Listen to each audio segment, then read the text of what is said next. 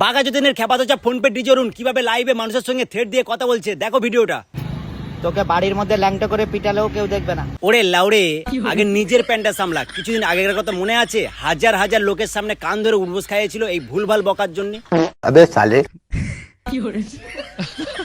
আর না হলে আমার বাড়িতে একদিন আসিস, তোর বিচুটি পাতা লাগিয়ে পিটবো। বলছি বিচুটি ঘষবে পরে, খুব তাড়াতাড়ি তুমি চলে যাবে গাধার গাঁড়ে।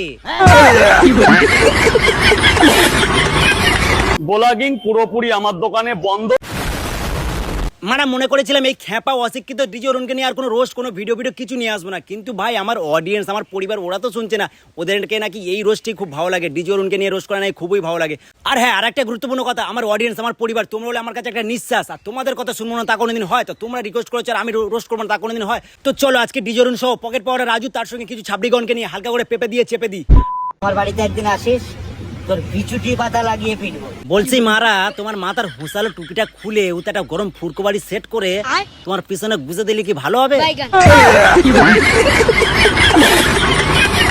কন্টেন্ট ক্রিয়েটারদের অ্যালাউ করছি না।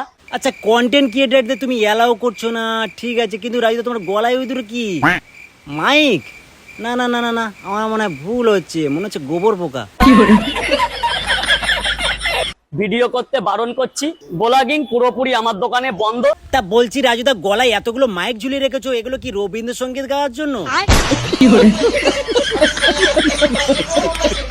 আমার পরোটা খাবি আয়, তার সঙ্গে ভ্লগিংও করবি আয়। আমি যেগুলো বলছি ভ্লগিং বন্ধ, এগুলো আমার মুখের কথা। ওই মনের কথা হলো পরোটাও খাবি, ব্লগিংও করবি, না হলে আমার পরোটা বিক্রি হবে কি করে?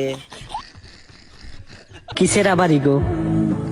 আমি তো তোমার সাথে থাকার জন্য তোমার পাও ধরে বসে থাকতে রাজি।